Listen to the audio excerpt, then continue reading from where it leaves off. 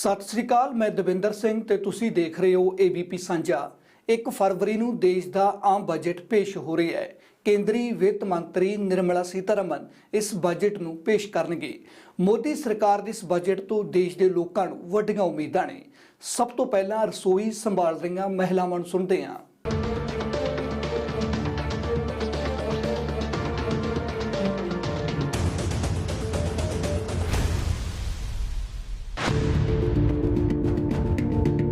ਜਦੋਂ ਹੁਣ ਮੋਦੀ ਸਰਕਾਰ ਦੇਸ਼ ਦਾ ਆਮ ਬਜਟ 1 ਫਰਵਰੀ ਨੂੰ ਪੇਸ਼ ਕਰਨ ਜਾ ਰਹੀ ਹੈ, ਅਜਿਹੇ ਵਿੱਚ ਸਭ ਤੋਂ ਅਹਿਮ ਗੱਲ ਹੈ ਕਿ ਆਖਰ ਥਾਲੀ ਉੱਪਰ ਇਸ ਦਾ ਕੀ ਅਸਰ ਪਵੇਗਾ, ਕਿਉਂਕਿ ਇੱਕ ਥਾਲੀ ਹੀ ਵੱਧ ਰਹੀ ਜਾਂ ਫਿਰ ਘਟ ਰਹੀ ਮਹਿੰਗਾਈ ਦਾ ਪੈਮਾਨਾ ਮੰਨੀ ਜਾਂਦੀ ਹੈ। ਇੱਕ ਆਮ ਪਰਿਵਾਰ ਦੀ 2 ਜਾਂ 3 ਡੰਗ ਦੀ ਰੋਟੀ ਕੀ ਆਮ ਪਹੁੰਚ ਵਿੱਚ ਰਹੇਗੀ। ਅਸੀਂ ਗੱਲ ਕਰ ਰਹੇ ਹਾਂ ਆਮ ਲੋਕਾਂ ਦੀ ਆਮ ਰਸੋਈ ਦੀ। ਇਸ ਰਸੋਈ ਦੀਆਂ ਮਹਿਲਾਵਾਂ ਸਰਕਾਰ ਤੋਂ ਵੱਡੀਆਂ ਉਮੀਦਾਂ ਲਾਈ ਬੈਠੀਆਂ ਨੇ। डे टू डे लाइफ में नॉर्मल चीज़ें हैं जिसे एक लोअर क्लास भी यूज़ करता है। आटा, नमक, चीनी, जो बेसिक नेसेसिटीज़ हैं, एटलीस्ट उनकी कॉस्ट मिनिमाइज होनी चाहिए ताकि वो भी इजीली इसको यूज़ कर सकें। अब देसी घी लगा के चलिए, उसका रेट दिन ब दिन इतना बढ़ रहा है, अगर वो हमें महंगा लग रहा है तो जो लोअर लोग हैं उनको तो कहाँ मतलब खाने को मिलेगा। तो कम से कम इन चीज़ों में तो कटौती होनी चाहिए कि जो लोअर लोग हैं भाई, और हम इनके लिए यही कर सकते हैं अच्छा कि अगर बजट पे ये चीज़ों में कटौती हो जाए। चलो पेट्रोल का बढ़ रहा है, कोई बात नहीं, अगर कोई कार अफोर्ड कर सकते हो वो पेट्रोल भी कर लेगा, लेकिन जो बेसिक नेसेसिटी है, लेकिन लोअर लोग खाने के लिए चाहिए, अच्छा खाने के लिए, तो मुझे लगता है कि वो कटौती उस बजट में होनी चाहिए कि उनका रेट नॉर्मल से थोड़ा नीचे आना चाहिए।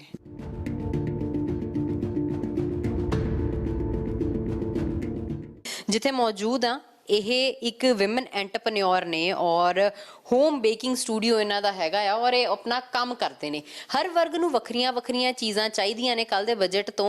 हमारा जो रॉ मटेरियल जो बेकरी में हम बेसिकली यूज़ करते हैं वो अब बहुत ज़्यादा प्राइस पे हमारे को मिलता है, और हमारे को जो बेक करके देने होते आइटम्स, जो हमारी बेक्ड आइटम्स होती हैं वो हमारे वही रेट पे चलती हैं। वो कस्टमर हमारे को समझ ही नहीं सकते कि हमारा रॉ मटेरियल भी महंगा हो रहा है। जैसे हमारी गैस है बहुत महंगी हो रही है, आटे का रेट है वो बहुत महंगा हो गया है, मैदा हमारे को बहुत महंगा मिलता है, शुगर, जो हमारी बेसिकली रॉ मटेरियल जो हमारी बेकरी में यूज़ हो रही है वो सब महंगा हो रहा है। एंड हम अगर इंक्रीज़ कर देते हैं प्राइस अपने बेक्ड आइटम्स का तो वो हमारे को कस्टमर पूछते हैं कि आपने इतना रेट क्यों बढ़ा दिया। उनको ये नहीं समझ आ पाता कि हमारा भी रॉ मटेरियल, हमारी खरीद बढ़ रही है पर हमारे को बेचना उतने पे ही पड़ता है। ਕੁਝ ਇਸ ਤਰ੍ਹਾਂ ਦੀ ਹੀ ਉਮੀਦ ਅੰਮ੍ਰਿਤਸਰ ਤੋਂ ਕਾਜਲ ਸ਼ਰਮਾ ਵੀ ਲਾਈ ਬੈਠੇ ਨੇ। ਇਹਨਾਂ ਨੂੰ ਆਸ ਹੈ ਕਿ ਰਸੋਈ ਗੈਸ ਸਸਤੀ ਹੋਵੇਗੀ। ਪਹੁੰਚ ਤੋਂ ਬਾਹਰ ਹੋ ਰਿਹਾ ਖਾਣਾ ਪਕਾਉਣ ਵਾਲਾ ਤੇਲ ਵੀ ਇਹਨਾਂ ਦੀ ਪਹੁੰਚ ਵਿੱਚ ਆਵੇਗਾ। और अभी तो कोरोना के बाद तो वैसे भी इतना महंगाई हो चुका है कि हमारे लिए सब कुछ मैनेज करना बहुत डिफिकल्ट हो रहा है। अभी आपने पेट्रोल तो जैसे आसमान को छू गई हैं पेट्रोल की कीमतें। LPG सिलेंडर का तो पूछो मत, आपने जो एक रेट सेंट्रल गवर्नमेंट ने फिक्स कर दिया है 1100, तो उससे नीचे आने का नाम नहीं है। सब्सिडी तो ऑलरेडी उन्होंने ज़ीरो कर दी हुई है।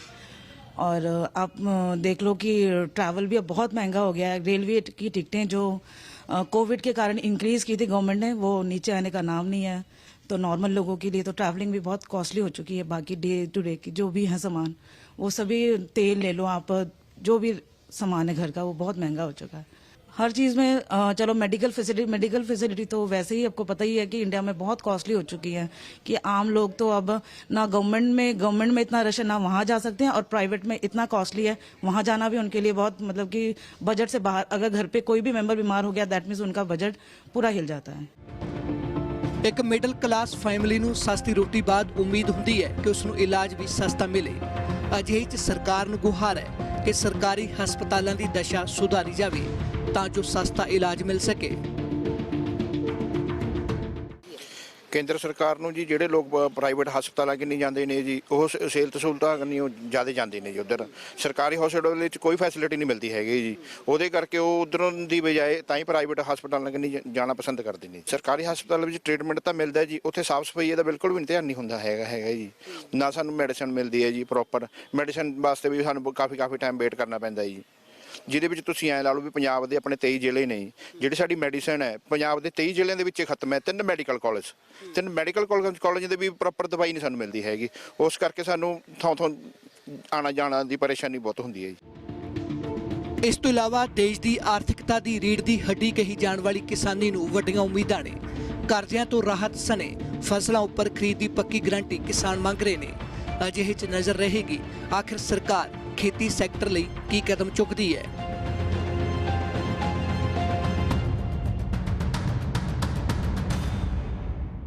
ਫਿਲਹਾਲ ਹੁਣ ਸਮਾਂ ਇੱਕ ਬ੍ਰੇਕ ਦਾ ਤੇ ਬ੍ਰੇਕ ਤੋਂ ਬਾਅਦ ਦੇਸ਼ ਦਾ ਭਵਿੱਖ ਨੌਜਵਾਨਾਂ ਨੂੰ ਸੁਣਾਂਗੇ।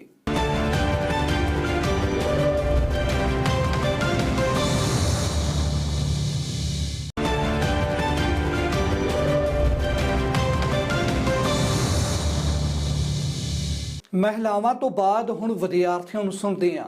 ਆਖਰ ਨੌਜਵਾਨਾਂ ਦੀਆਂ ਬਜਟ ਤੋਂ ਕੀ ਉਮੀਦਾਂ ਨੇ, ਕਿਉਂਕਿ ਬੇਰੁਜ਼ਗਾਰੀ ਤੋਂ ਤੰਗ ਆਏ ਨੌਜਵਾਨ ਵਿਦੇਸ਼ ਜਾਣ ਨੂੰ ਮਜਬੂਰ ਨੇ। ਨੌਜਵਾਨ ਦੇਸ਼ ਦਾ ਭਵਿੱਖ ਨੇ। ਜਦੋਂ ਗੱਲ ਐਜੂਕੇਸ਼ਨ ਸਿਸਟਮ ਦੀ ਹੁੰਦੀ ਹੈ ਤਾਂ ਨੌਜਵਾਨ ਨਿਰਾਸ਼ ਨੇ ਕਿ ਸਿੱਖਿਆ ਦਾ ਬਜਟ ਵਧਾਇਆ ਨਹੀਂ ਜਾ ਰਿਹਾ।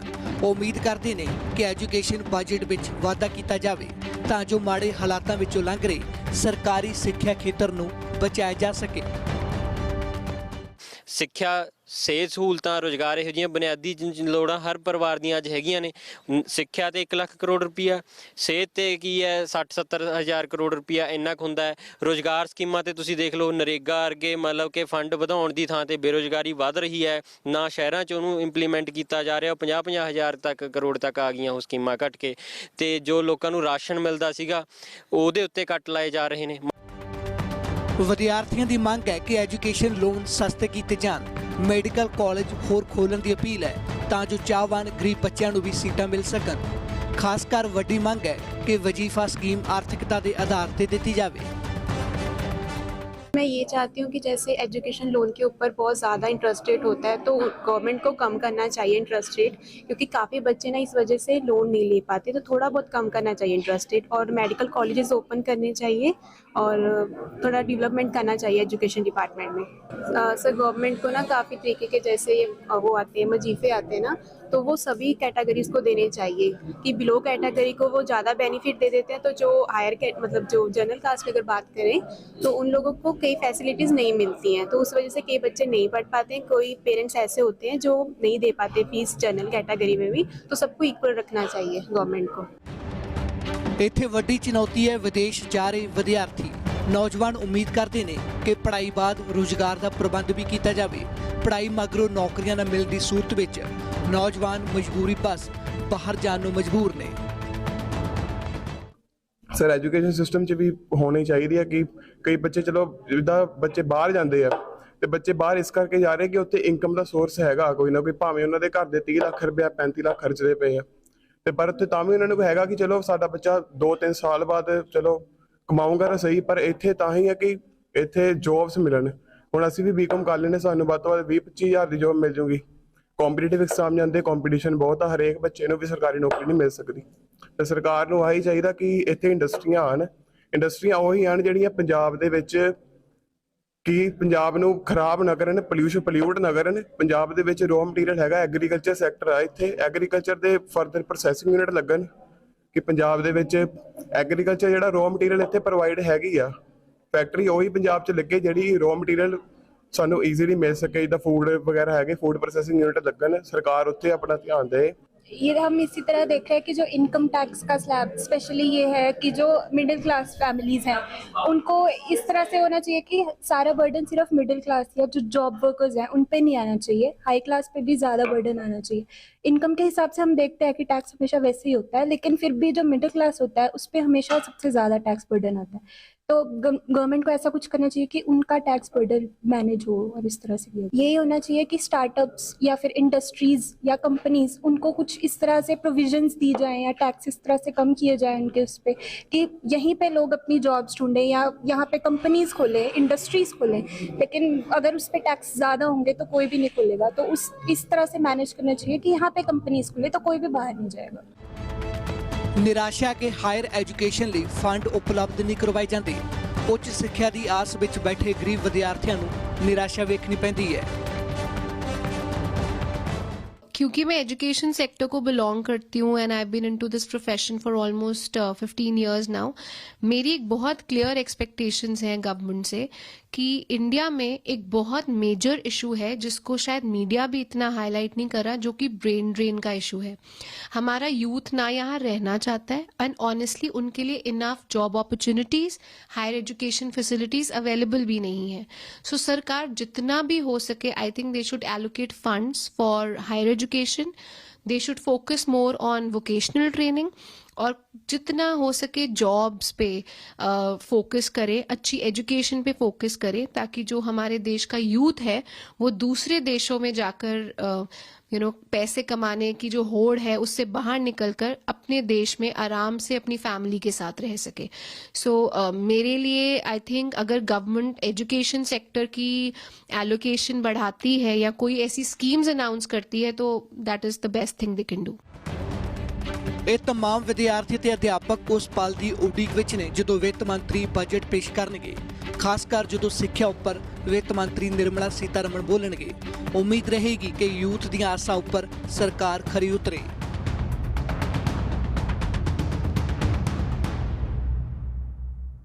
ਇੱਥੇ ਇੱਕ ਹੋਰ ਬ੍ਰੇਕ ਲਈ ਰੁਕਦੇ ਹਾਂ ਤੇ ਬ੍ਰੇਕ ਤੋਂ ਬਾਅਦ ਉਦਯੋਗਪਤੀਆਂ ਦੀਆਂ ਉਮੀਦਾਂ ਦੇ ਬਾਰੇ ਜਾਣਾਂਗੇ।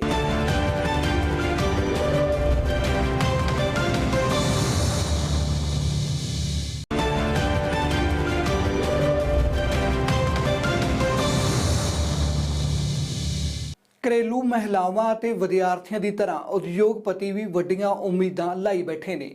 ਕਾਰੋਬਾਰੀਆਂ ਦੀਆਂ ਇੱਥੇ ਆਪਣੀਆਂ ਦਿੱਕਤਾਂ ਨੇ ਜਿਨ੍ਹਾਂ ਤੋਂ ਨਿਜਾਤ ਪਾਉਣਾ ਚਾਹੁੰਦੇ ਨੇ। ਖਾਸ ਕਰ ਛੋਟੇ ਉਦਯੋਗਪਤੀ ਵੱਡੀਆਂ ਆਸਾਂ ਵਿੱਚ ਨੇ। ਜਦੋਂ ਹੁਣ ਅਗਲੇ ਸਾਲ ਦੇਸ਼ ਦੀਆਂ ਆਮ ਚੋਣਾਂ ਹੋ ਰਹੀਆਂ ਨੇ, ਅਜਿਹੇ ਵਿੱਚ ਆਮ ਲੋਕਾਂ ਸਣੇ ਉਦਯੋਗਪਤੀਆਂ ਨੂੰ ਬਜਟ ਤੋਂ ਵੱਡੀਆਂ ਉਮੀਦਾਂ ਨੇ। ਆਸ ਕੀਤੀ ਜਾ ਰਹੀ ਹੈ ਕਿ ਪੈਟਰੋਲ ਡੀਜ਼ਲ ਦੀਆਂ ਕੀਮਤਾਂ ਨੂੰ ਠੱਲਣ ਲਈ ठोस कदम चुके जाएंगे। होम लोन सस्ते होने की उम्मीद है। मांग है कि टूरिज्म इंडस्ट्री में टैक्स घटाया जाए। पर GST जिस तरह हुण सीमेंट भी जिस तरह लोगों ने अपनी बिल्डिंगां बनानियां और 28% GST लगता है जी, तो जे 28% GST सीमेंट की बोरी 400 रुपए की बेच रहे हो तो लोग कंस्ट्रक्शन कित्थों करनगे? कि मोदी साहब इस वार ਇਹ ਜਿਹੜੇ ਲੋਕਾਂ ਦੇ ਹੋਮ ਲੋਨ ਉਹ ਵੀ ਘਟਾਣਗੇ ਤੇ ਇੱਕ ਜਿਹੜੇ ਸੀਮੈਂਟ ਤੇ 28% ਜਿਹੜੀ GST ਉਹਨੂੰ ਘਟਾ ਕੇ 2% ਕਰਨਗੇ ਤਾਂ ਕਿ ਵੱਧ ਤੋਂ ਵੱਧ ਲੋਕੀ ਆਪਣੇ ਆਪਣੇ ਘਰ ਡ੍ਰੀਮ ਘਰ ਬਣਾ ਸਕਣ। ਬਾਕੀ ਜਿਸ ਤਰ੍ਹਾਂ ਮੈਂ ਟਰੈਵਲ ਲਾਈਨ ਨਾਲ ਬਿਲੋਂਗ ਕਰਦਾ ਤੇ ਮੈਂ ਵੀ ਚਾਹਾਂਗਾ ਕਿ ਟੂਰਿਜ਼ਮ ਵਧਾਉਣ ਵਾਸਤੇ ਹੋਟਲਾਂ ਤੇ ਜਿਹੜਾ ਇੰਨਾ ਜ਼ਿਆਦਾ GST ਲੱਗਾ ਹੋਇਆ ਹੈ, ਇਹ GST ਘਟਾ ਕੇ ਵੀ ਚਾਈਨਾ ਵਾਂਗਣ, ਭਾਵੇਂ ਚਾਈਨਾ ਸੁਪਰ ਜਿਹੜੀ ਪਾਵਰ ਬਣਨ ਦੀ ਹੈ, ਉਹਨਾਂ ਨੇ GST 5% ਰੱਖਿਆ ਹੋਇਆ ਹੈ ਤੇ ਸਾਡੇ ਇੱਥੇ GST ਜਿਹੜਾ 28% ਤੱਕ ਚਲੇ ਜਾਂਦਾ ਹੈ।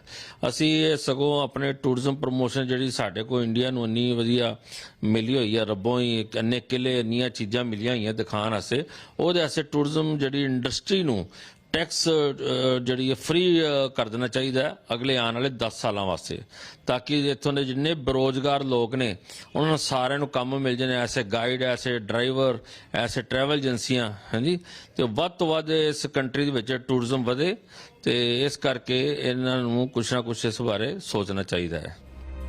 छोटे उद्योग सरकार तो सबसिडी की उम्मीद लाई बैठे ने। तर्क है कि जेकर छोटे उद्योगों को सबसिडी मिलेगी ਤਾਂ ਹੀ ਰੁਜ਼ਗਾਰ ਦੇ ਮੌਕੇ ਪੈਦਾ ਹੋਣਗੇ। ਅਜਿਹੇ ਵਿੱਚ ਛੋਟੇ ਉਦਯੋਗਪਤੀਆਂ ਨੂੰ ਵੱਡੀ ਰਾਹਤ ਦੀ ਉਮੀਦ ਹੈ। आम जनता को उम्मीद है कि अनएम्प्लॉयमेंट काफ़ी टाइम से बढ़ रही है। मैडम कुछ बजट में कुछ ऐसे MSME सेक्टर्स को कुछ प्रमोशन देंगी, कुछ ग्रोथ देंगी, कुछ सब्सिडी देंगी, जिससे जो MSME सेक्टर है अपने लेवल पे नई एम्प्लॉयमेंट जनरेट करेगा, नए लोगों को काम पे रखेगा। अगर आप देखें कि तो देश में सिर्फ 1 करोड़ या 90 लाख के आसपास GST नंबर है जो MSME में भी हैं और बड़े बिग सेक्टर, बड़े स्केल इंडस्ट्रीज़ भी हैं जो लिस्टेड कंपनीज हैं। तो उसमें से ये मान सकते हैं कि सिर्फ 20,000 बड़े लोग हैं, तो सिर्फ 70,000 कंपनीज ऐसी हैं जो MSME में काम करती हैं, वही मेजर एम्प्लॉयमेंट जनरेट करती हैं देश के लिए। तो हम काफ़ी टाइम से मैडम से उम्मीद लगा रहे हैं कि MSME को मैम ग्रोथ के लिए कुछ बेनिफिट्स देंगी, कुछ इनकम टैक्स में और छूट देंगी, GST में स्लैब रेट्स में थोड़ी सी घटोतरी करेंगी। ਉਦਯੋਗਪਤੀ GST ਵਿੱਚ ਹੋਰ ਸੁਧਾਰਾਂ ਦੀ ਮੰਗ ਕਰ ਰਹੇ ਨੇ। GST ਦੀਆਂ ਉੱਚੀਆਂ ਦਰਾਂ ਨੂੰ ਘਟਾਉਣ ਦੀ ਅਪੀਲ ਹੈ। ਕੋਈ ਵੀ ਇੰਡਸਟਰੀ ਉਦੋਂ ਗਰੋ ਕਰਦੀ ਹੈ ਜਦੋਂ ਸਿਸਟਮ ਜਿਹੜਾ ਪ੍ਰੋਪਰ ਚੱਲਦਾ ਹੈ, ਜਿਹਦੇ ਵਿੱਚ ਸਾਨੂੰ ਹਰਾਸਮੈਂਟ ਨਹੀਂ ਹੁੰਦੀ ਕਿਸੇ ਵੀ ਸਿਸਟਮ ਦੀ। ਮੋਦੀ ਸਰਕਾਰ ਨੇ ਬੜਾ ਵਧੀਆ ਕਰ ਦਿੱਤਾ, ਇਨਕਮ ਟੈਕਸ ਡਿਪਾਰਟਮੈਂਟ ਦੀ ਹਰਾਸਮੈਂਟ ਖਤਮ ਹੋ ਗਈ, GST ਡਿਪਾਰਟਮੈਂਟ ਦੀ ਹਰਾਸਮੈਂਟ ਖਤਮ ਹੋ ਗਈ ਸਾਡੇ ਕੋਲੋਂ। ਅਸੀਂ ਬੜੇ ਕੰਫਰਟੇਬਲ ਹੋਣੇ ਸ਼ੁਰੂ ਹੋ ਗਏ ਹਾਂ।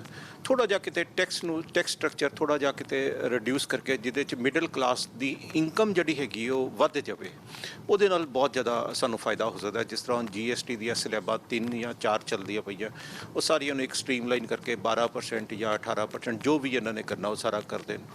ਸੈਕਿੰਡ ਇਹ ਕਰਨ ਕਿ ਇਨਕਮ ਟੈਕਸ ਦੇ ਵਿੱਚ ਜਿਹੜੀ ਹੈਗੀ ਹੈ ਸਾਨੂੰ ਰਿਬੇਟ ਚਾਹੇ ਤੇ ਸਲੈਬ ਵਧਾ ਦੇਣ, ਚਾਹੇ ਪਰਸੈਂਟੇਜ ਜਿਹੜੀ ਹੈ ਜੋ ਟੈਕਸ ਲੱਗਦੀ ਹੈ ਉਹਨੂੰ ਕੁਝ ਰਿਡਿਊਸ ਕਰ ਦੇਣ, ਜਾਂ ਹਾਊਸਿੰਗ ਦੇ ਉੱਤੇ ਜਿਹੜੇ ਲੋਨ ਹੈਗੇ ਨੇ ਉਹਨਾਂ ਦਾ ਇੰਟਰਸਟ ਰੇਟ ਦੀ ਉਹਦੀ ਲਿਮਿਟ ਵਧਾ ਦੇਣ। ਇੰਟਰਸਟ ਰੇਟ ਨਹੀਂ, ਜਿਹੜੀ 80C ਦੀ ਜਿਹੜੀ ਸਲੈਬ ਹੈਗੀ ਸੇਵਿੰਗ ਦੀ, ਉਹਦੇ ਵਿੱਚ ਰਿਬੇਟ ਲਿਮਿਟ ਵਧਾ ਦੇਣ ਕਿਸੇ ਵੀ ਤਰੀਕੇ, ਤਾਂ ਕਿ ਜਿਹੜੀ ਸਾਡੀ ਟੈਕਸ ਦੀ ਲਾਇਬਿਲਿਟੀ ਹੈ ਨਾ ਉਹ ਥੋੜ੍ਹੀ ਜਿਹੀ ਘਟ ਜਾਏ, ਤੇ ਤਾਂ ਕਿ ਅਸੀਂ ਕੰਫਰਟੇਬਲੀ ਆਪਣੇ ਐਕਸਪੈਂਸਿਸ ਜਿਹੜੇ ਉਹ ਕਰ ਸਕੀਏ। ਜਦੋਂ ਅਸੀਂ ਐਕਸਪੈਂਸਿਸ ਕਰਾਂਗੇ ਤਾਂ ਡੈਫੀਨੇਟਲੀ ਇਕਨੋਮੀ ਨੂੰ ਵੀ ਬੂਸਟ ਜਿਹੜਾ ਉਹਦੇ ਨਾਲ ਮਿਲਦਾ ਹੈ। ਖੈਰ ਇਹ ਤਾਂ ਉਸ ਸਮੇਂ ਹੀ ਪਤਾ ਚੱਲੇਗਾ ਜਦੋਂ ਬਜਟ ਦਾ ਪਿਟਾਰਾ ਖੁੱਲੇਗਾ। ਆਖਿਰ ਉਦਯੋਗਪਤੀਆਂ ਦੀਆਂ ਉਮੀਦਾਂ ਤੇ ਬਜਟ ਕਿੰਨਾ ਖਰਾ ਉਤਰੇ।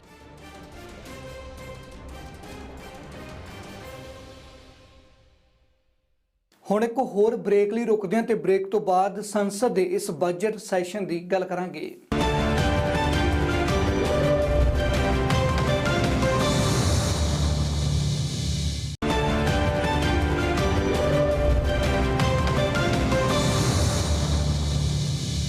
ਇਕਨੋਮਿਕ ਸਰਵੇ ਸਦਨ ਦੇ ਵਿੱਚ ਪੇਸ਼ ਹੋਇਆ ਹੈ। 2023-24 ਲਈ GDP 6.5% ਰਹਿਣ ਦਾ ਅਨੁਮਾਨ ਹੈ। ਪ੍ਰਧਾਨ ਮੰਤਰੀ ਨਰਿੰਦਰ ਮੋਦੀ ਨੇ ਕਿਹਾ ਕਿ ਭਾਰਤ ਦੇ ਇਸ ਵਿੱਤੀ ਸਾਲ ਦੇ ਬਜਟ ਤੇ ਦੁਨੀਆ ਦੀਆਂ ਨਜ਼ਰਾਂ ਨੇ।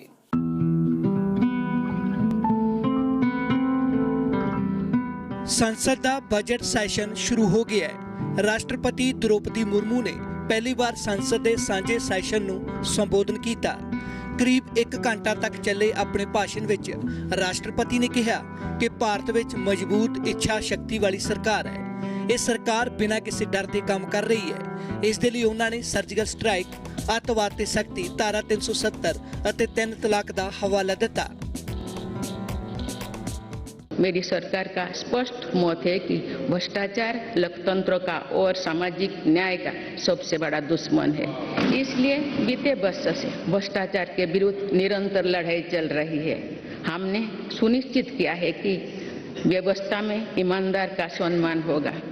भ्रष्टाचारियों के लिए समाज में किसी भी प्रकार की सहानुभूति ना हो, इसके लिए सामाजिक चेतना भी देश में बढ़ रही है।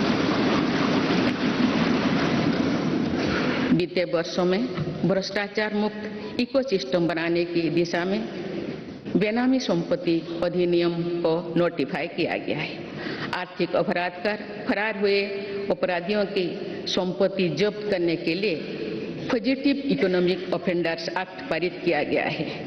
सरकारी कामों में पक्षपात और भ्रष्टाचार के चलन को भी खत्म करने के लिए प्रभावी सिस्टम बनाया गया है। आप मेरी सरकार द्वारा गरीब की चिंताओं का स्थायी समाधान करते हुए उसे सशक्त बनाने के काम किया जा रहा है।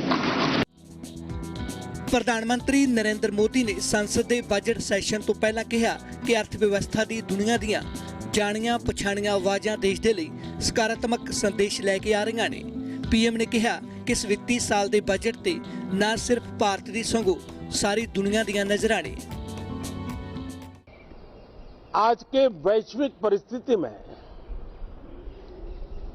भारत के बजट के तरफ न सिर्फ भारत का लेकिन पूरे विश्व का ध्यान है। डावाडोल विश्व की आर्थिक परिस्थिति में भारत का बजट भारत के सामान्य मानवी की आशा आकांक्षाओं को तो पूरा करने का प्रयास करेगा ही,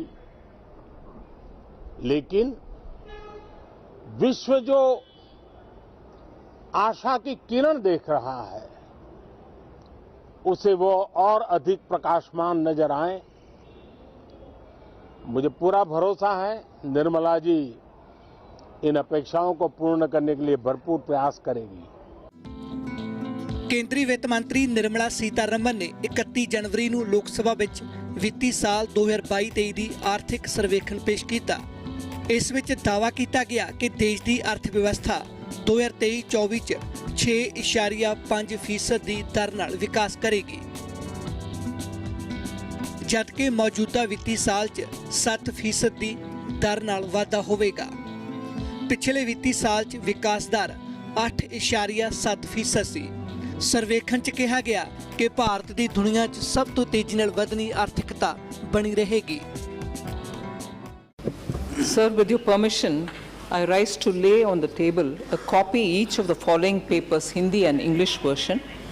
Economic Survey 2022-23, Economic Survey 2022-23 Highlights, and Economic Survey 22-23 Statistical Appendix. Shrimati Nirmala Sitharaman.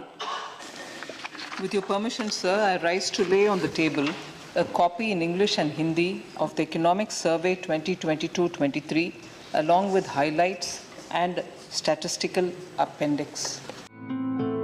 ਉਧਰ ਆਮ ਆਦਮੀ ਪਾਰਟੀ BRS ਸਮੇਤ ਕਈ ਵਿਰੋਧੀ ਪਾਰਟੀਆਂ ਨੇ ਰਾਸ਼ਟਰਪਤੀ ਦੇ ਭਾਸ਼ਣ ਤੋਂ ਕਿਨਾਰਾ ਕੀਤਾ। ਵਿਰੋਧੀ ਧਿਰਾਂ ਨੇ ਮਹਿੰਗਾਈ, ਬੇਰੁਜ਼ਗਾਰੀ, ਚੀਨ ਅਤੇ ਹਿਡਨ ਵਰਗ ਦੀ ਰਿਪੋਰਟਸ ਨੇ ਕਈ ਮੁੱਦਿਆਂ ਉੱਪਰ ਮੋਦੀ ਸਰਕਾਰ ਨੂੰ ਘੇਰਨ ਦੀ ਤਿਆਰੀ ਕੀਤੀ ਹੈ। इन्फ्लेशन, अनएम्प्लॉयमेंट, ये तो मुद्दे पहले से भी है।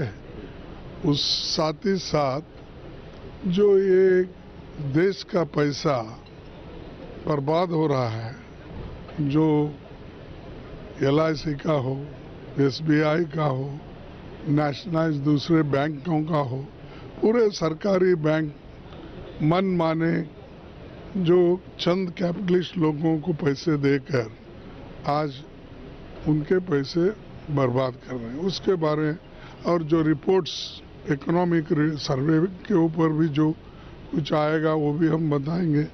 लेकिन जो उसके अलावा भी गड़बड़ी के जो रिपोर्ट है इंटरनेशनली और नेशनली CAG का हो, ये सब मुद्दे हम उठाएंगे और लोगों को बताएंगे कि ये जो चीज़ें चल रही है ठीक नहीं। और इसी के कारण हम लोगों ने राष्ट्रपति के अभिभाषण का बहिष्कार किया।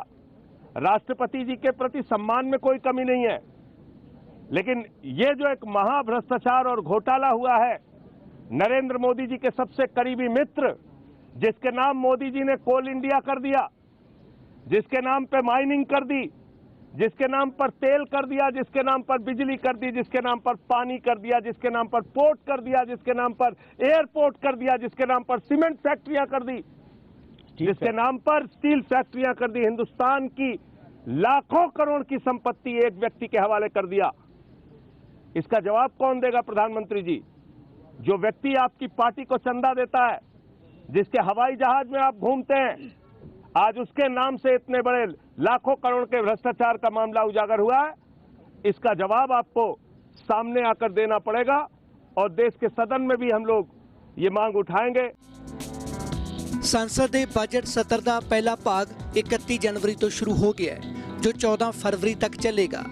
ਬਜਟ ਸੱਤਰ ਦਾ ਦੂਜਾ ਹਿੱਸਾ 12 ਮਾਰਚ ਤੋਂ 6 ਅਪ੍ਰੈਲ ਤੱਕ ਚੱਲੇਗਾ। ਦੂਜੇ ਚਰਨ ਵਿੱਚ ਸੰਸਦ ਦੇ ਦੋਵਾਂ ਸਦਨਾਂ ਵਿੱਚ ਵਿੱਤ ਵਿਧੇਇਕ ਉੱਤੇ ਚਰਚਾ ਕੀਤੀ ਜਾਵੇਗੀ, ਜਿਸ ਤੋਂ ਬਾਅਦ ਵਿਧੇਇਕ ਨੂੰ ਦੋਵਾਂ ਸਦਨਾਂ 'ਚ ਪਾਸ ਕਰਵਾਇਆ ਜਾਵੇਗਾ। 31 ਜਨਵਰੀ ਤੋਂ 6 ਅਪ੍ਰੈਲ ਤੱਕ ਕੁੱਲ 27 ਬੈਠਕਾਂ ਹੋਣੀਆਂ ਨੇ।